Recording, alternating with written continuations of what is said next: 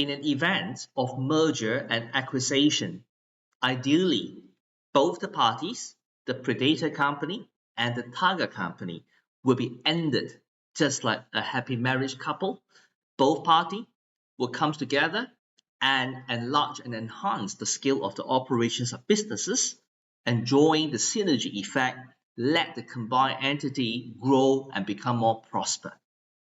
However, have you think about what if the proposal of the marriage turned out to be sour?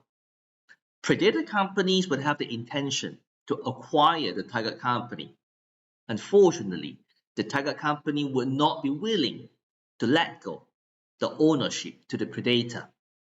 Well, ideally, in such circumstances, both the party would stop further the negotiation. However, have you thought about what if Predator's company would insist to carry on to this merger and acquisition?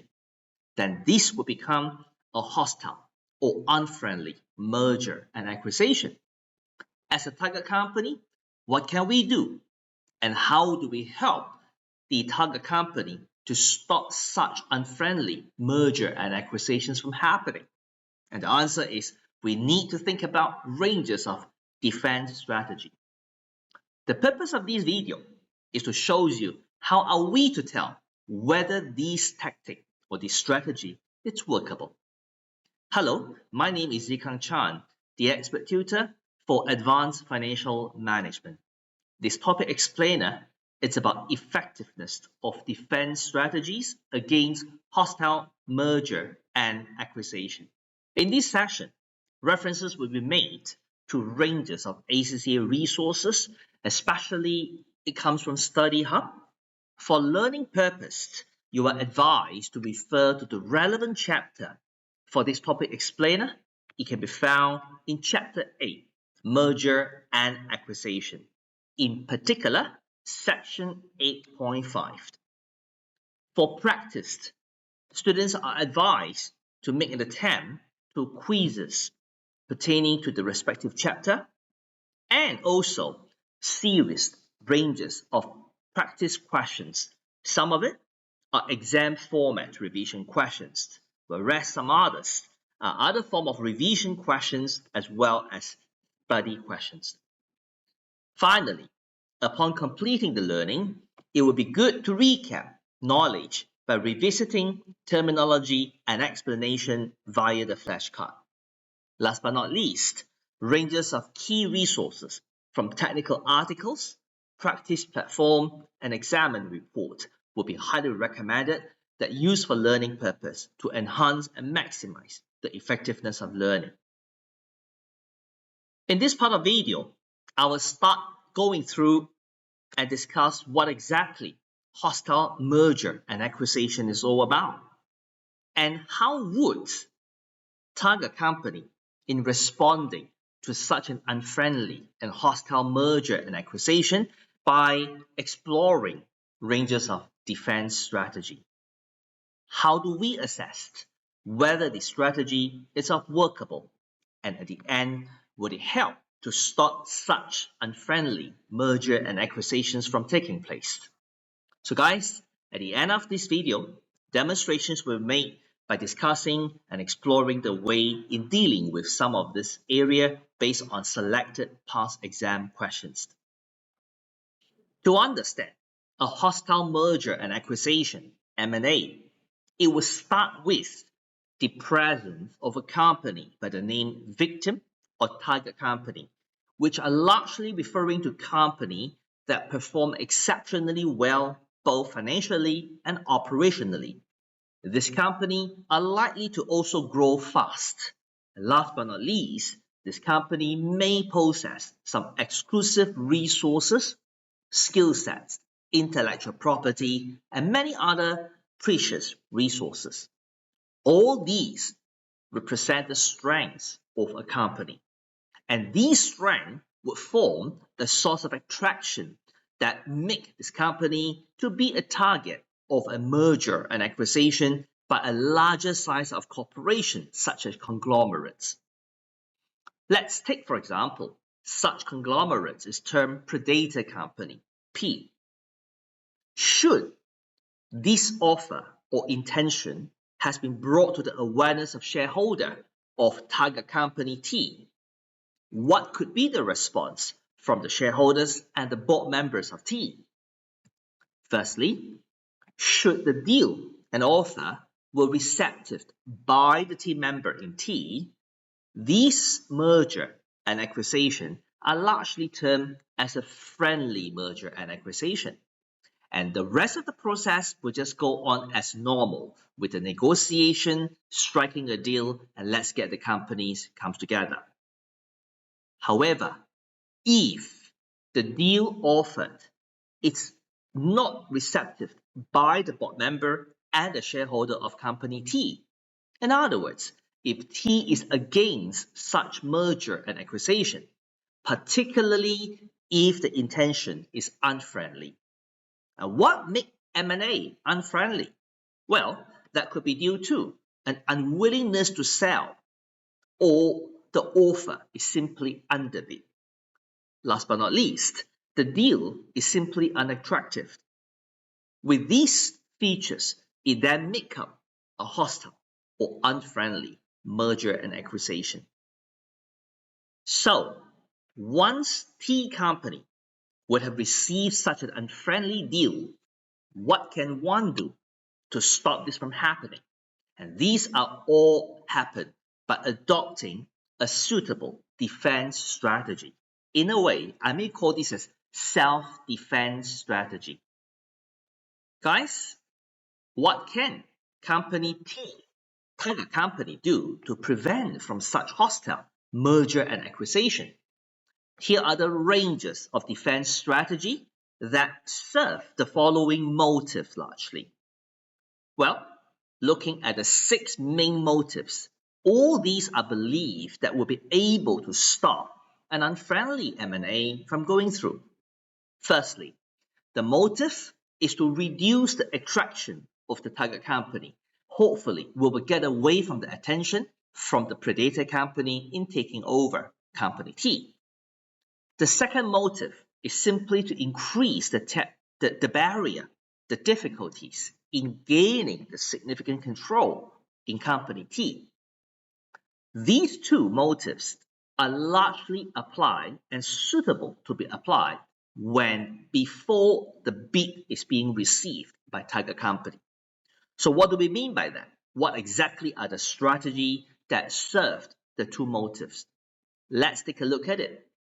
Before receiving the bid or offer from P, what target company could do in reducing the attractiveness to becoming a target of takeover is trying to dispose of some of the valuable businesses that catching the attention of the predator. That is called disposal of crown jewel. Alternatively, we may deliberately weakening the financial positions of company T. That it sounds like harming our own self so that we become less attractive to any of the potential predators companies' attentions as the target of takeover. The other group of strategy that served to reflect the second motive, increasing the difficulties and the barrier for predator company in taking over. Golden parachute, poison pill, particularly flip-in pill, strategic cross-shareholding with other friendly companies, and last but not least, fat man defense. These are the ranges of strategies and tactics that are all intending to increase the challenges, the difficulty in gaining significant control in company T. If you were asked what exactly is the meaning of each and every of this tactic and strategy, you may want to refer to the study hub for more detailed explanations and examples. But generally, remember and be reminded that all of these 4 strategies are mainly aimed to increase the hurdles or increase the obstacle from stopping company P in gaining significant control. Some of the illustrations of these strategies would be mainly carry the feature of offering a lucrative bonuses or compensation scheme to the staff member once the company has been taken over, That is one of the examples of explaining golden parachute.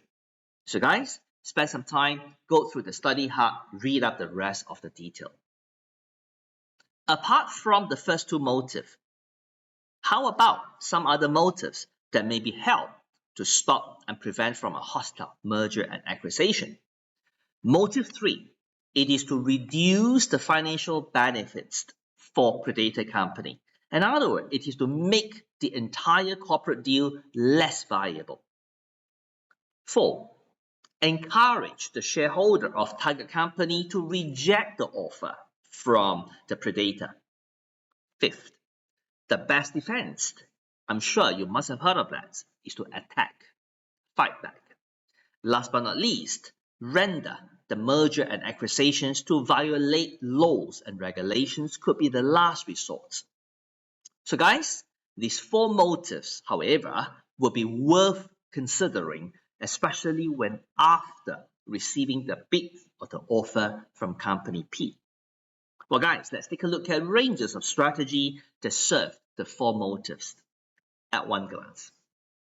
For motive 3, we may consider implementing a poison pills. In this case, it is a flip over pill, which sounds a little bit similar to flip in. It's time for you to spend time to look at the study hub, understand the differences of it. But bearing in mind, as we mentioned a moment ago, what exactly is motive 3? That is to reduce the financial benefit for predator company. Well, what can it be? In simple, when target company offer rights to existing shareholder of T a right to acquire share in company P in order for P to offer the deal and accepted by the shareholder of T, what T shareholders may ask is to get the right to buy the share in P at a discounted price. These will force P to not able to gain all the control in company T, because ultimately part of the shareholding in P are still owned by the shareholder of T at a discounted price. So that is called flip over pills, guys. For more details, please spend time, look at the study hub. The other group of strategy that serve to be the 4th motive, it is to convince existing shareholder to reject the bid or the offer price.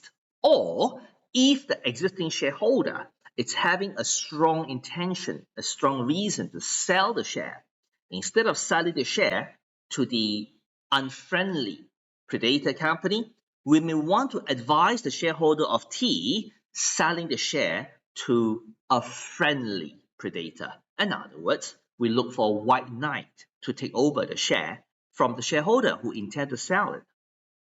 Well guys, other than that, we have the 5th motive, that is to make the entire takeover reversed, to turn a target company positions to become a predator. We simply will advise the company to adopt and implement a strategy by the term Pac-Man defense. Last but not least, well, lodging reports on the potential violations to laws and regulation pertaining to fair competition or the rights belonging to minority shareholders. These lodge of the report may render the entire M&A illegal and unlawful. That is one of the ways to stop any M&A that is hostile and unfriendly. So, with the ranges of defense strategy, how are we to tell which of these strategies may work? And how do we tell which of the strategy will be successful in stopping from any unfriendly merger and acquisition? So this is one of the commonly tested area in the exam of AFM. So guys, before we answer the way to assess, do you understand what's the meaning of feasibility of a proposed defense strategy against to any of the hostile M&A? The feasibility of a strategy simply tells us, can the strategy work? Is the defense strategy doable? Well, in other words, Should a defense strategy that's being considered involving huge amount of financial resources? However, financial resources is one of the constraints the tiger company is experiencing. So what does it tell us? It means this strategy is not doable because we do not have the financial resources in executing such defense strategy. That is what we call feasibility of it. The other assessment is that some of the strategy may be doable, but the question is, would it work? Would it help to stop the hostile M&A from getting through? So effectiveness assessment, it's all about answering the question, will this strategy work? Will this defense strategy be able to stop the hostile M&A? So ultimately, a defense strategy will only be worth implementing when number one, it has to be proven feasible. Then number two, it has to be proven effective. Guys, do you realize that it could be possible that strategies under consideration may be of not feasible, and obviously once it is proven not feasible, there's no point of asking whether it is effective. However, it is possible that a strategy under considered could be feasible, but less effective. Ideally, as a result, the one that should be implemented should be of ideally feasible and effective finally. So guys, it's time to show what exactly this knowledge will apply in answering such exam questions. One of the techniques that applied this mindset in dealing with such exam questions is always to remember the following. No one defense strategy is perfect. In other words, when you are asked to articulate, when you are asked to discuss or assess whether the strategy is feasible or effective, always write in such a way it may be feasible provided what are the conditions to be met. It may not be feasible if what happened. In other words, when you are commenting on the feasibility or the effectiveness, always commenting on both sides. Instead of writing an absolute answer and say, I am sure that this strategy is feasible, or I'm sure this is not feasible. Same thing applied for effectiveness. Try to avoid from writing such kind of definite answer because bearing in mind, no one strategy is perfect. So what do I mean by that? Time for us to take a look at the following questions. Before a further discussion is made to demonstrate the way to form the answer on such questions, here is the first exam questions that we're asking on assessing either feasibility or effectiveness of the strategy. Looking at the following requirement in a section B questions that found in that particular exam sitting, it is asked to discuss the feasibility and effectiveness. Guys, there are two areas of discussion that expected and required on a defense strategy suggested to fight against a takeover bid for P company, Pilsher. So guys, here's another exam questions, which this time it is on a case study of 50 marks. One of the requirements in these questions on the last part, B5, it was asking to discuss the credibility of the CEO's alternative suggestion to use share buyback as a takeover defense. And then another task coming in that asks to advise whether the strategy is feasible. So both the questions is asking either they will ask for both feasibility and effectiveness, or like these questions, they will ask either one of it based on a particular defense strategy that described and proposed by the questions. Well, in this topic explainer, the demonstrations will be made on the first questions that you saw a moment ago. You may want to go through the practice platform and pick up these questions, give a try after hearing and listening to the way I approach the first questions a moment later. So we are back to the first questions that we're asking to discuss feasibility and effectiveness of the defense strategies to fight against the takeover bid.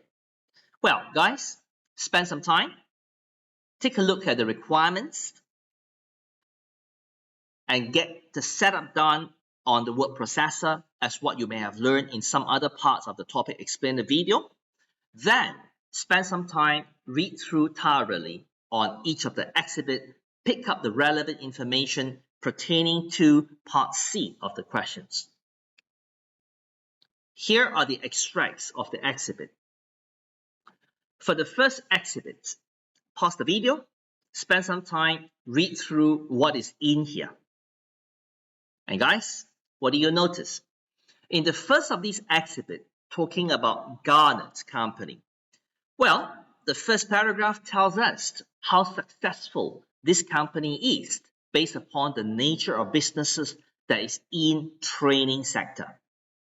Apart from the success story, it also talks about the setup, the ownership structure, and the culture of the company.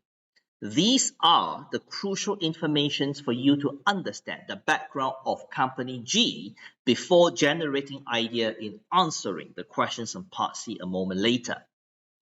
Other than that, it also highlighted G Company has been a listed company in the recent year in the stock market for smaller company. So other than that, it also talked about the structure of the management team in this company. Now, let's not talk about this too detail unless you spend time to go through this on your own.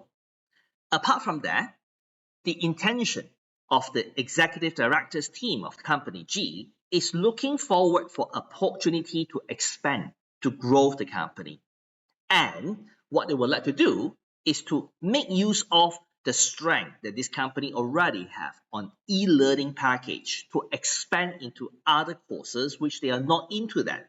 And this explains the need of expansion. As a mode of the growth that is being considered, it's through merger and acquisition. Company G has identified two target companies, namely Pilcher and Mahute Company. So these are the two target companies that we are having. Guys, remember what part C were asking? It is mainly focusing on Pilcher. Well, now it's time to take a look at the second exhibit on Pilcher Company.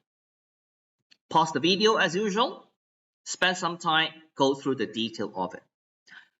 In this topic explainer, I will not be going through everything in detail, except we will pick up relevant information pertaining to answering to part C. So guys, what do you notice? In the first paragraph of this exhibit, again, it talks about the background of Pilcher. What exactly is Pilcher Company involving? They too are involved in professional developments and courses pertaining to law, tax, and many other regulatory related programs for more than 30 years. Comparing to the history of G, Pilcher seems to be a longer established company in the market. Not only that, this company is too a listed company, but then in the small company stock exchange, like what we have earlier. All these are called a small cap stock exchange collectively. And guys, it also talks about the structure, the culture, and the setup of this company, which is much more organized comparing to Garner that you have learned a moment ago. Apart from the background of Pilcher and Garnett, the rest of the detail in the middle of this exhibit talks about financial data of both the company, and that is not the attention of this topic explainer. We're going to put aside on that. But guys, it is the last paragraph that I would like to draw to your attention. Defense strategy. Knowing that Pilcher is one of the target company identified by Garnett as a takeover. The directors of Pilcher's company knows that Garnett may be interested in acquiring the company. However, this takeover bid seems not welcome by the board member of Pilcher. As such, They find that with all these rejections supported by the reasons below, they need to do something to stop this from happening. So with the reason described why is that an unfriendly takeover, the following defense strategy are being considered to stop this bid from going through. So what exactly are the two defense strategies? These are the main focus that we're looking for at this point of time.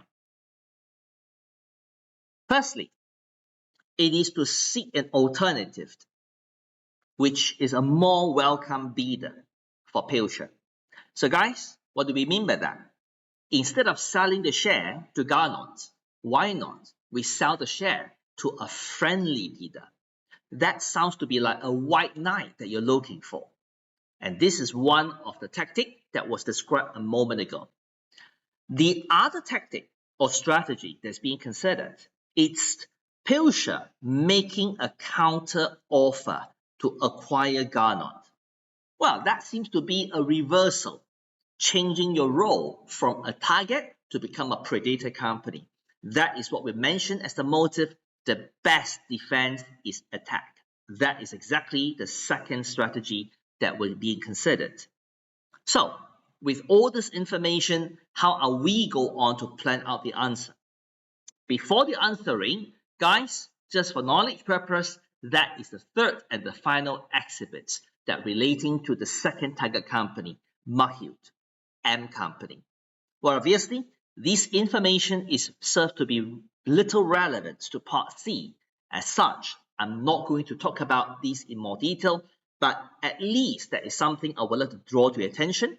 That is how to differentiate a hostile merger and acquisition and a friendly merger and acquisition. You may take a look at the detail of Mahute Company that is owned by a couple, Richard and Kathy. Take a look at the last sentence. The owner of Mahute welcome, and they are more than willing to discuss the bid with Garnot. That is clearly showing a friendly merger and acquisition. So guys, as part of the answer planning in my word processor, I may want to start putting up the two of the action plan that were discussed. You may use the term that you see on the screen, white knight and Pac-Man defense, if you know what exactly is the terms that used. Should students are not able to pick up this term, not to worry, just go back to the scenario, pick up the keyword, put it here, it serves the same purpose. As long as you tell the marker, you know there are two defense strategy, and you are asked to discuss about two matters, feasibility and effectiveness. That is good enough. So then think about what are the justifications that you may have in your mind to figure out whether the first strategy is feasible. If you think it is feasible, why? If you think it is not feasible, why? Same thing applies for effectiveness. If you think yes, it is effective, why? If you think no, why? As mentioned a moment ago, it is good for you to consider writing both sides of the argument. It may be feasible because, however, it may not be feasible because same writing style applied for each and every of this heading, you will then be able to develop 4 main paragraphs that is clearly covering what is being asked. And guys, here's the answers from my demonstration. How do I talk about the feasibilities of white knight? And I'm saying that the disposal of shares to friendly bidder may be feasible only if such bidder can be found. Then I will go on and talk about what makes me think that we can find this bidder, but at the same time, is there any challenge?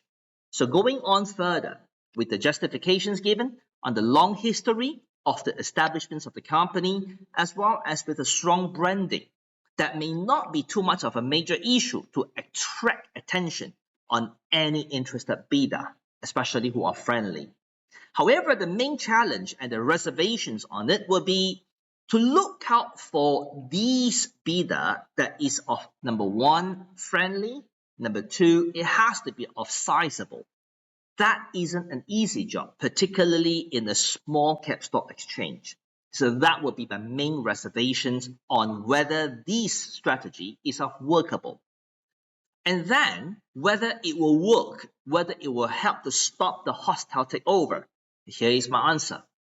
This defense strategy will only be effective, you see the word I'm using, on the condition, or if I say the shareholder of Pilcher Company agree on the deal offer by the white man or the friendly bidder. And that is something that is unsure until we see the deal. And this may therefore imply the bid price quoted by the potential friendly bidder may need to be at least the same as the bid price offered by Garnot. So what does it mean? It is hinting to us that unless the friendly bidder is financially sound, otherwise it is still unlikely to get someone that will buy your share over from a friendly bidder. So that basically prompts a question mark on the effectiveness. Second tactic, Pac-Man defense, turning defense to become attack. Is it workable? Here is my written answer. I say the counter offer to acquire Garnot Company may seem to be feasible, should the shareholder of Pilcher has largely agreed on this proactive tactic. Well, unless we got the green light from all our shareholders, then it is workable. But then the feasibility of this strategy may, however, still subject to several major concerns, including the challenges in raising sufficient financing for such acquisition. However, this could be a challenge, especially given the recent less satisfactory performance in Pilcher as mentioned in the scenario. Now, whether this strategy is workable, is it effective? And I say it is much depends on whether Garnot Company is keen to counteroffer a much higher or lucrative bid price than the initial offer to the shareholder of Pilcher. When Pilcher's offer the shareholder of Garnot, Garnot Company may counteroffer to Pilcher shareholders, say, I may want to buy you at a much higher price. And I think it is not surprising with such an aggressive and ambiguous growth intention in Garnot. Maybe with this kind of strong likelihood of Garnot may counteroffer with a much more lucrative price, effectiveness of this tactic may be in doubt, given a reasonable possibility of such counteroffer is there. So guys, that is how I articulate my answer. Well, finally, spend some time to take a look at how the model answer articulates on the finding pertaining to feasibility and effectiveness on these two defense strategies. With this part of the video, I hope you have a better understanding in dealing with the topic pertaining to these matters. And with that, thank you for watching.